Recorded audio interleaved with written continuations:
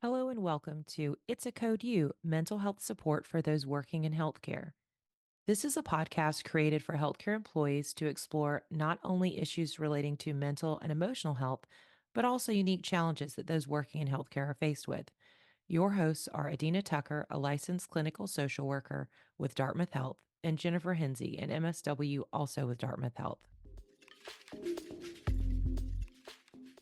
Welcome to It's a Code U. Summer is in full swing. However, it won't be long before we're gearing up for the school year. Some of us out there are gearing up for our child's senior year of high school and possibly venturing out into the world. We might have some anxiety or trepidation about that, but our teens might also have some anxiety and worries about being on their own or knowing independence in a way that they haven't before. The National Center of Safe Supportive Learning Environments cites information from the Healthy Minds Survey, which is an annual survey that received responses in the 2021-2022 academic year from 96,000 U.S. students.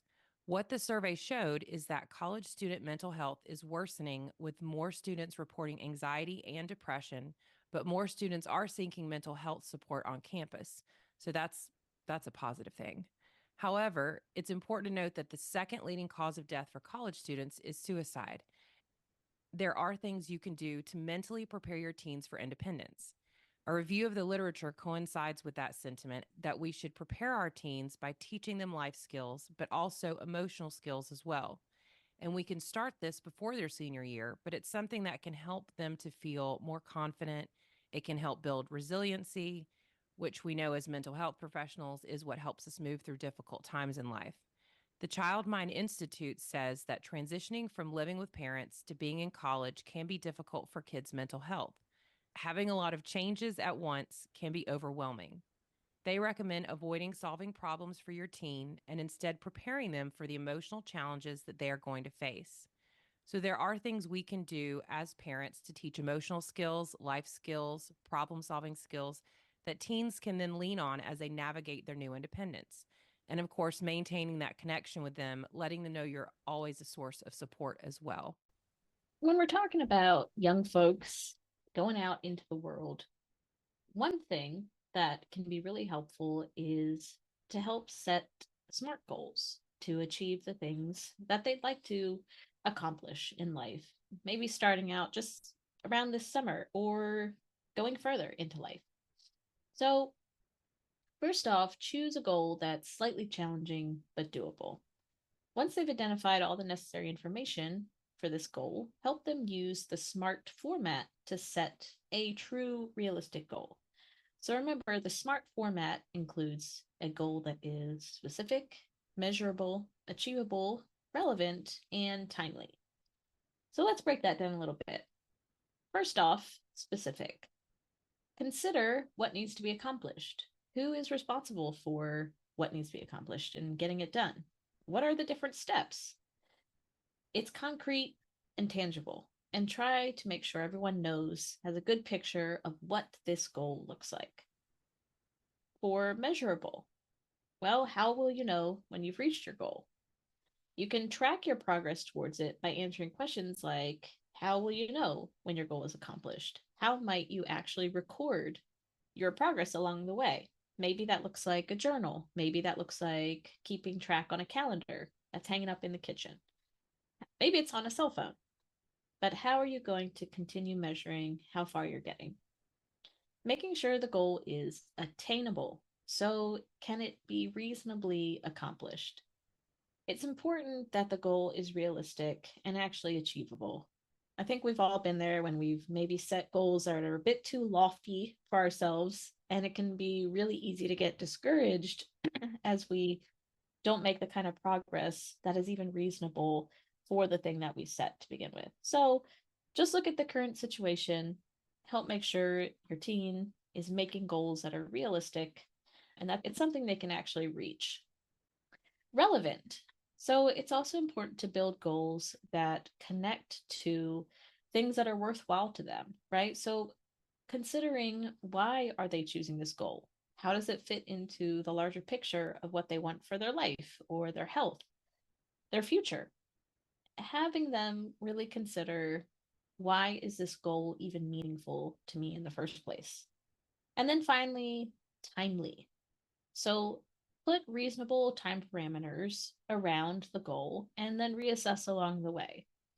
The goal, maybe it has a deadline. Maybe you outline certain milestones, a way to really put into perspective how much time is needed to achieve it. But also remember, going back to tracking that progress, making it measurable and also attainable. It can help you clue into, is the time being well spent? Is progress really being made? And is this a reasonable amount of time to dedicate towards it? I think that's really important because I think that a lot of times people get stuck when they want to change something about their life or achieve something and they just don't have any experience making goals and working towards them. So I think that's a very good skill to have because I know some adults that struggle with that and it does make things easier and it does help build confidence when you can meet those goals for yourself that you want to have. So another area that you can help your teen get ready for is around organization. And you want to keep in mind that depending on your child, neat and messy might not mean the same thing to you that it does to them. And also, the more you can meet them where they are versus trying to preach this is the way it should be, they're going to retain that information a lot more and they're going to be more open to listening to you and going with your guidance. So, even if your child is a little messier than you, teaching them the importance of how to designate places for things in whatever way that makes sense for them, but so that it's the same place for the same thing. It makes things easier when they're in a hurry, when they're on a time crunch, when they're overwhelmed with things. It's a really easy way to set yourself up for keeping yourself from getting overwhelmed. So, starting to put things away where they make sense is one way to keep things orderly and less stressful. Having a certain place for their schoolwork or their books or their medicines or whatever it is, just in a way that makes sense to them, where it's grouped and they know where it is and they're not, even something as simple as having a hook for their key. So when they walk in, they put it on there and then they're not running late for class because they've misplaced their key for the 50th time. It's a silly thing, but it can be something that can really decrease stress over something just by thinking ahead and preparing for that.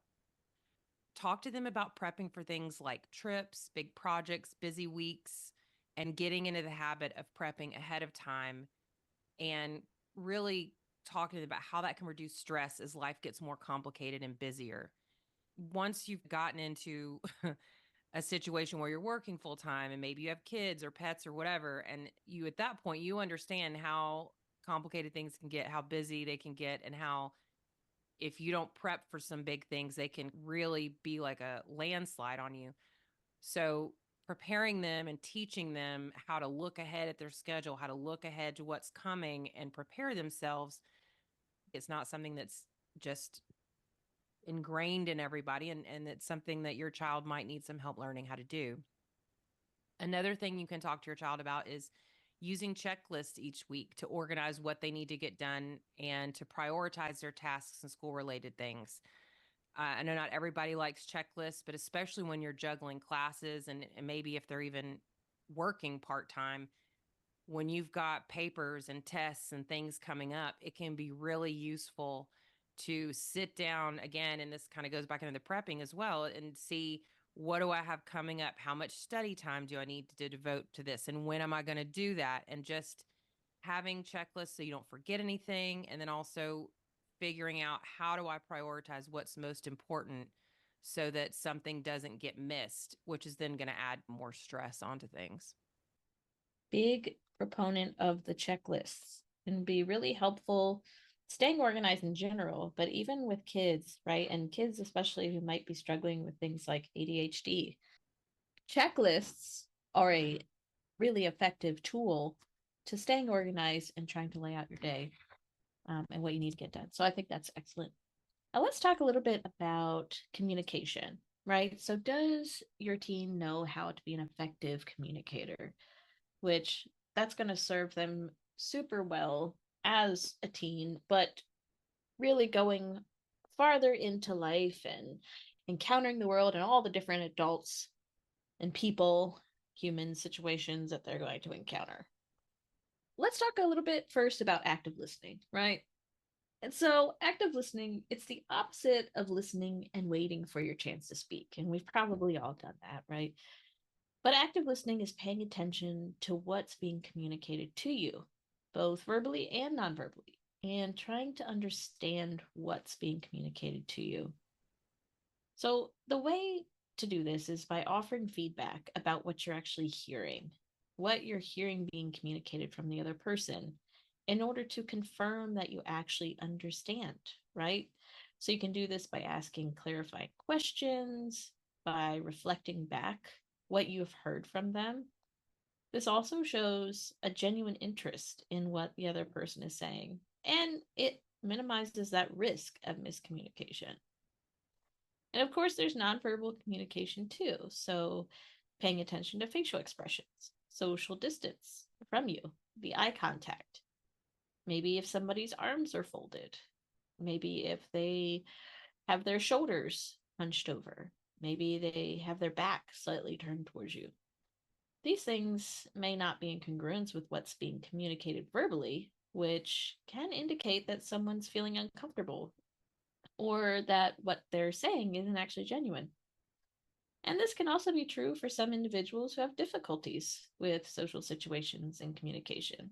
Or at any rate at all, the information provides you with more insight into the person that you're interacting with.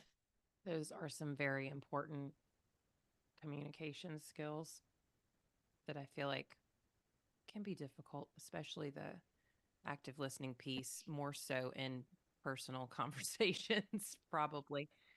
Another communication skill is taking feedback, both positive and negative. So, the concept of being able to provide feedback in both professional and personal situations, both positive and negative, is a vital skill to being successful in your career, but also in your relationship with others. And so this can involve being intentional about the words you use to provide the feedback. However, the flip side of that is we also need to be willing to receive feedback about ourselves. And that means being able to stay in a neutral place, not becoming defensive, and looking at the situation from the other's point of view.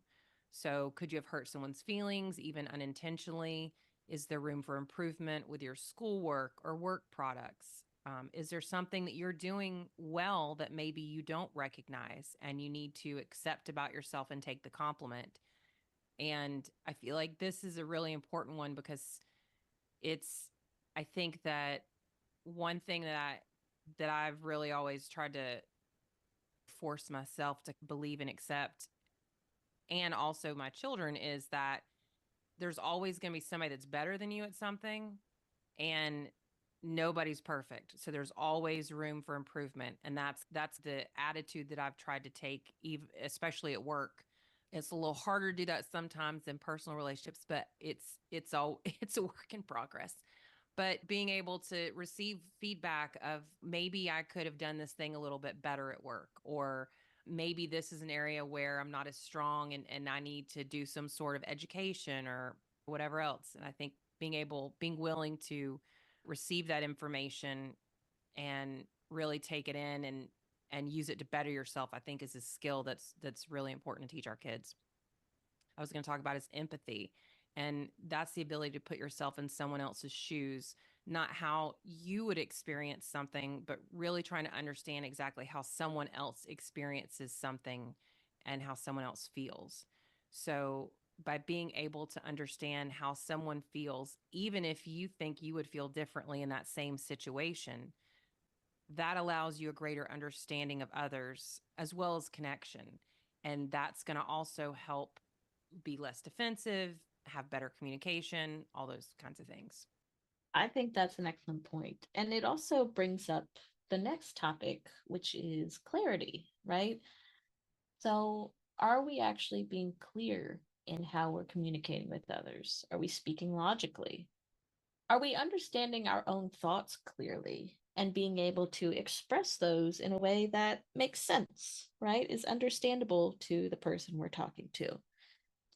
Are we able to be empathetic and take in what we are receiving from the other person and apply some rational, logical thought around that and respond with the appropriate emotionality and understanding, kindness, right? Another piece of this is reflective listening too, and this is helpful for a variety of reasons because it improves communication and it decreases the chance of miscommunication. So, reflective listening involves taking the content of what's being said to you and reflecting it back to the speaker. So, I'll give an example. You could say, I'm hearing you say that you feel frustrated by XYZ and that you really wish that XYZ could change because it would help you stay organized. So, reflecting in this way to whoever you're talking to provides a few things. For one, usually the other person is going to let you know if you're incorrect in how you've received what they said. And so that's going to help you better understand what they're actually trying to tell you, as well as how you might be misunderstanding. So, what's might be going on in your own head? Do you have some sort of defenses up? Is there a sticking point here for you, or do you just see a situation a little bit differently? And it also shows that you really want to understand what's being communicated to you as well to the other person, which really goes a long way when it comes to trying to communicate that you are showing empathy to the other person. You want to truly understand what they're trying to tell you. Those are very good skills that are useful for every area of life. So the next one that I'm going to talk about is time management. And as Jennifer hit on with kids who have ADHD, lists can be very helpful. This might be an area that if your child has ADHD, they might struggle a little bit with some time management. So you may need some extra things to help them grasp that and hone that skill. But teaching them how to create a calendar. And again, going back to how to prioritize tasks and life events. And really, the point of that is so that they don't get overextended and then feel burned out and they don't get overwhelmed. And that also teaches them how to lead a balanced life. So even around their boundaries, like I've got all these things going on, like I'm invited to do this thing, I'm feeling overwhelmed, and putting that in as part of the time management is being able to set a boundary and say, I really can't do this right now, and feeling okay about it.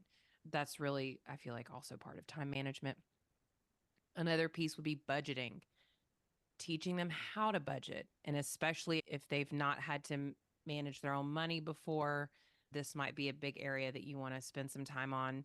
How to consider all the categories of spending that they're going to have to deal with, how to factor in big events if they know they want to take a trip over spring break. Well, how much is that going to cost you? How far out do you need to start saving for that? All those kinds of things are really important, and budgeting is just one of those life skills that they're going to need forever. So it's good to start that early, especially before they're out on their own for the first time. Those are great points. And specifically on the time management one and the boundaries you brought up, I think that goes well with helping teens understand how to cope with the emotions that they feel, right?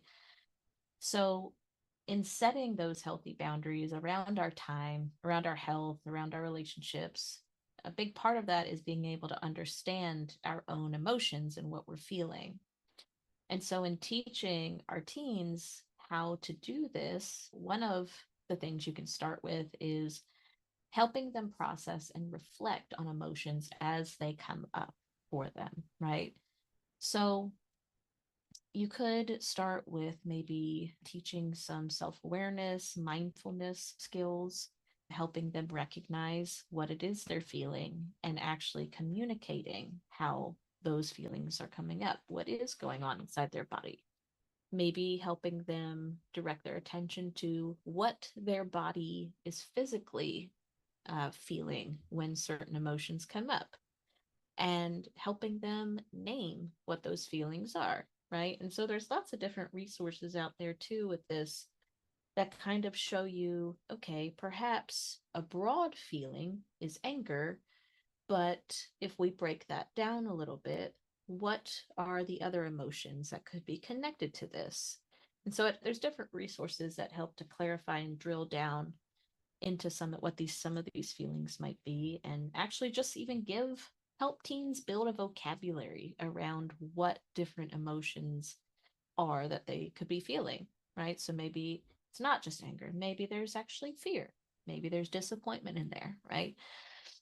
But helping teens understand and build an awareness around all the different emotions that exist, all the different ones they could be experiencing, and how that actually feels when it comes up in their own bodies and in their own hearts, and how to name those. And then, of course, with this comes how to communicate their emotions to others. So, something simply getting them in the habit of phrasing, right? I feel XYZ when whatever is happening, whatever the situation might be. And going back to the boundaries, we could take it a step further and adding in after I feel XYZ when XYZ, I feel like I need XYZ. So it's a great opportunity to connect what their needs are to match what it is that they're feeling inside. Yeah, I think those are just vital to honestly mental health because there's so many people who don't even know how to name their emotions. They're so blocked up or they've just never practiced that skill. So, going along with some of the communication things are just some behavioral skills that are good to teach your teen, really all kids, but definitely before they're out on their own. One is communication skills, and we covered a lot of that, the active listening, reflective listening, communicating your needs, all that kind of stuff. Another one would be asking for help. So, asking for help is harder for some than others. Those of us who are very independent and don't wish to rely on others struggle a little bit more because they may not want to feel like a burden or any of these things we tell ourselves that are not true. But modeling how to ask for help personally, professionally, and in school settings, and then encouraging your teen to ask for help when they need support is a skill that will help them throughout their life. I've seen students struggle with this. My son struggles with it sometimes. He'll get confused in class and he does not want to ask for help. And that's how you improve. That's how you get better. And being comfortable asking for help is something that I feel like a lot of people struggle with. So modeling that and really encouraging and showing your teen through your own actions that you ask for help when you need it, I think is a good skill to teach. Another one is conflict resolution. And this is a very important one. So, a lot of us fail to learn how to resolve conflict or how to resolve it in a healthy way. So, learning when to walk away and take a break if things are getting heated, using the other communication skills we've covered to help you be empathetic, all of those things can help you successfully navigate conflict. And there's definitely all kinds of things you can find on conflict resolution skills. But this is something that you can model for your teen, how you navigate. Inevitably there's going to be conflict with your teen because they're teenagers and it's a tricky time, but even modeling some of those good conflict resolution skills with them and even in your romantic relationships around them will also just be a good way to still some of those skills. Teaching them about expressing their feelings. I think Jennifer covered some of this, but do you model expressing your feelings in a healthy, calm way to your child? And are they comfortable expressing their feelings, both positive and negative, to you and others? If you do something that really just ticks your child off, do they feel comfortable coming to you and saying, "Hey, mom, that really pissed me off when you did that"? I know my children do. But in every household, that's not acceptable. And there's a difference between getting upset and throwing something or having some sort of fit and then coming calmly and saying like, "Hey, I want to talk to you about this thing that happened. It really upset me." And I hope that most parents will try to create an environment where that's not seen as disrespectful. It's actually seen as a very loving thing because all those conversations build connection, even when they're uncomfortable. Another skill worth teaching is problem solving. Does your child know how to logically think through a problem and look at all the possible solutions and then make a decisive choice? Or do they get paralyzed when there's a problem and they panic and they don't know what to do? I think this kind of goes back to what the research mentioned that I talked about in the opening, is that what kind of experts recommend is do not solve your child's problems for them. Don't reach out to the teacher, make them do it, because these are all skills they need to learn for later in life. So, and I think that's actually good because then they're also working on problem solving while you're there as like a fail safe or whatever. And social awareness. So, are they aware of others' emotions and their environment and what people around them are doing, social cues? And some kids may have more difficulty than that than others. But if that's an area that's difficult for them, have you worked with them to find workarounds to make that a little bit easier? Especially as they're going out into the world and they may be in a whole new place they've never lived before. Social awareness is good for interaction, but also just safety in general. Those are all great tips. And I would say too, stress management is important too for teens to understand, right? And I think when it comes to a parent's role, certainly giving them the independence and autonomy to solve their own problems is super important. But also, how our teens are perceiving us at home handle stress is really important. And being able to model effective stress management for ourselves goes a long way when it comes to teens then implementing and trying to solve their own issues, interpersonal, school, whatever that comes up.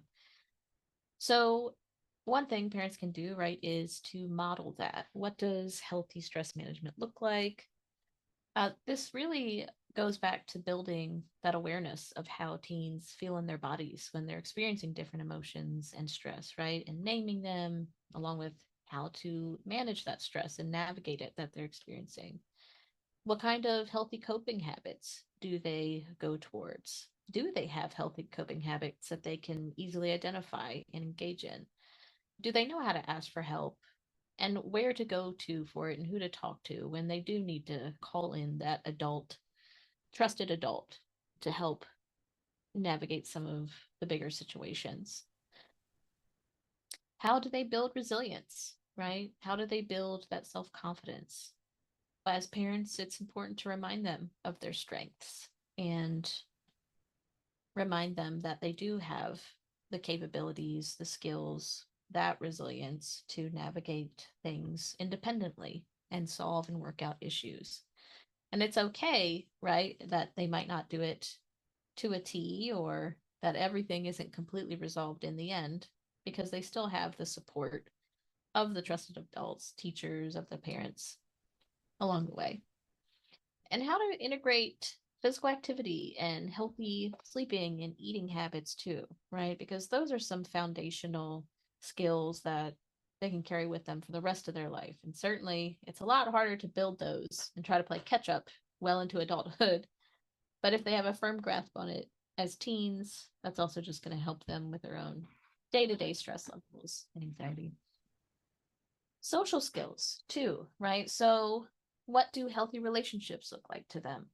What are their own personal boundaries when it comes to safety, for feeling comfortable, for who they trust, healthy friendships, or in dating? And how do they feel about withstanding peer pressure? And do they have the confidence to stand on their own 2 feet? Even in a group setting, right? Where maybe their closest friends are leaning one way or going to do something that maybe your teen isn't comfortable with or they don't agree with or they object to. Are they able to have that confidence to say no and to think independently in those sorts of situations?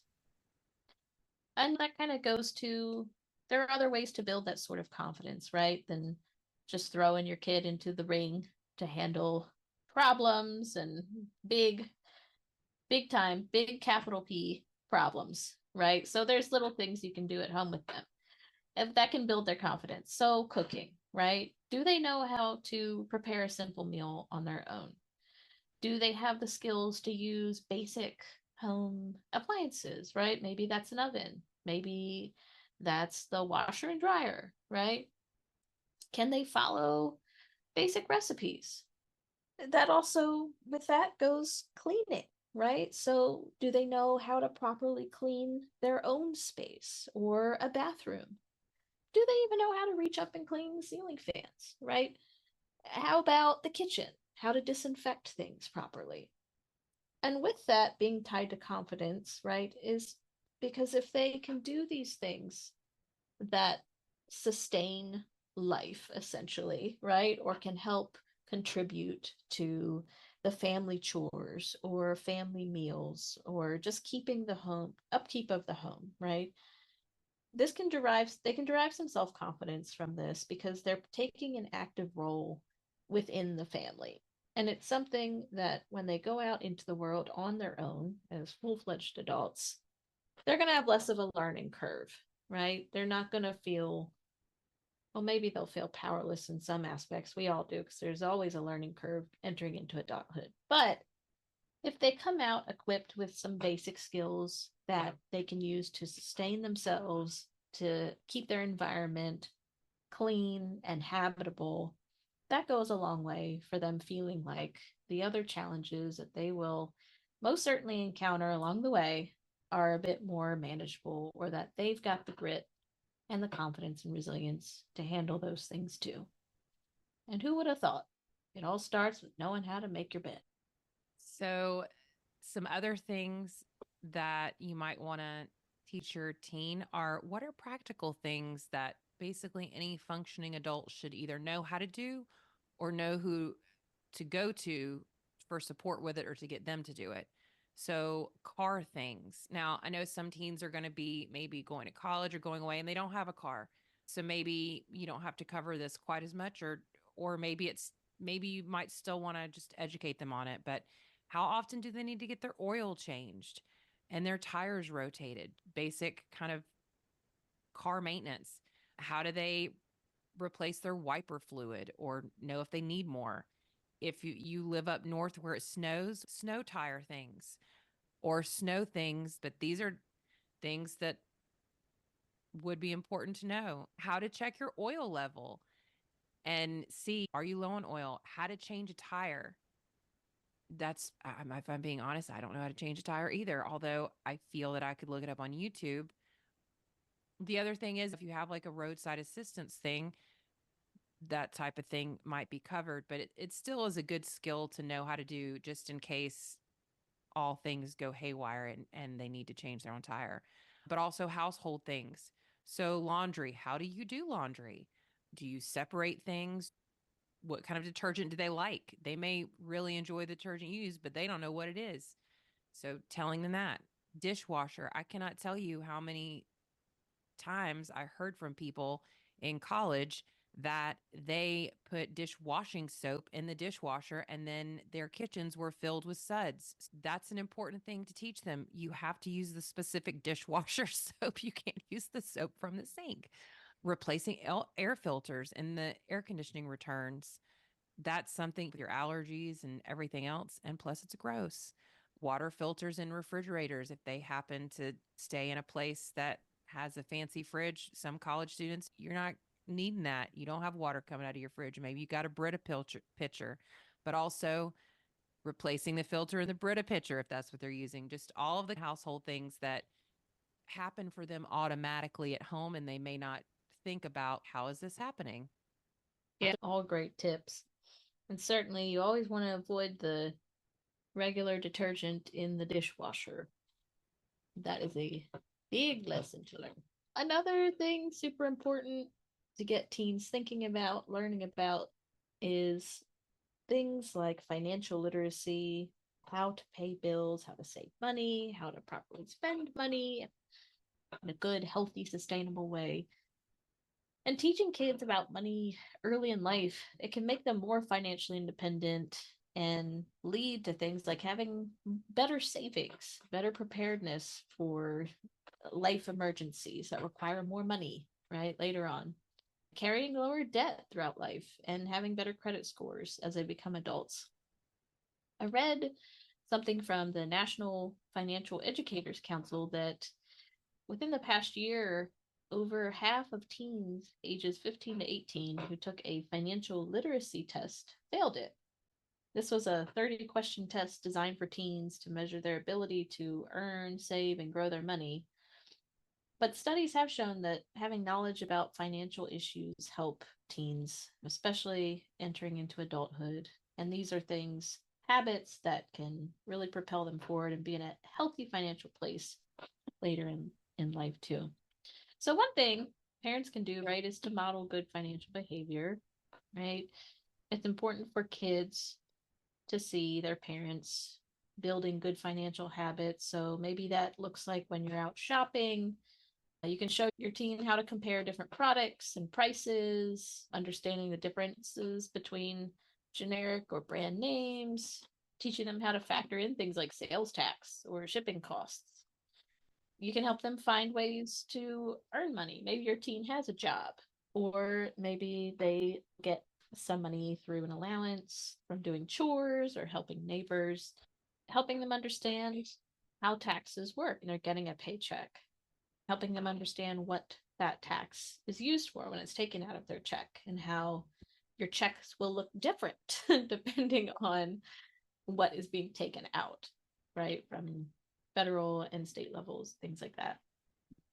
Having them open a savings account or any bank account, right? Maybe a checking one, but for sure, a savings account can be helpful.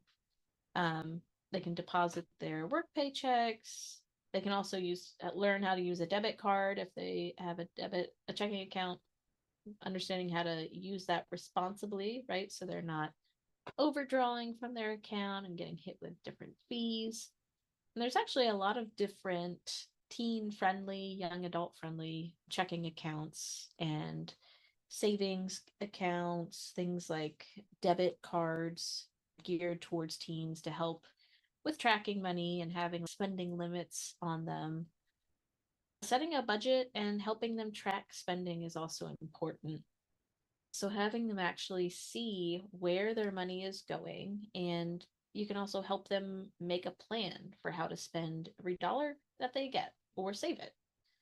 It can also help you have a conversation about what they want versus what they actually need. There's also lots of different apps and tools that maybe you're familiar using as an adult, some that are more kid friendly, teen friendly, but can help with things like establishing a budget, keeping track of your spending behaviors, keeping track of your saving behaviors, even ones that kind of gamify it a little bit. Helping teens understand the concept of borrowing money, right? Like when it comes to the basics of using a credit card. Do they understand how interest works? Helping them understand the do's and don'ts of credit card use, right? To help them avoid accumulating lots of debt, how it might affect their credit score, things that credit cards are more helpful to be used on. So maybe they learn credit cards are not for big, fun mall spending sprees, if kids go to malls anymore. I might be dating myself a little bit, but saving them for things like maybe emergency situations or things that are absolutes, and discussing investing. And if you're a person who doesn't do a lot of investing yourself, well, there's lots of free information online, lots of even free courses offered to teens on investing to help them understand what stocks and bonds are, why those are important, helpful to have, help them track different activities. All of these things are helpful in helping kids, teens understand what to do with money first and foremost and how to do it well, right? And I think probably a lot of us as adults really wish that this information was given to us growing up, right? It's a lot harder to come at it from learning from mistakes than just having that knowledge first rate when going into life and understanding How to set yourself up for success. So, emergency situations. So, helping your teen know how to prepare for and then navigate an emergency. So, in their new apartment or dorm, what do you do if there's a fire? Where do you go? How do you get out?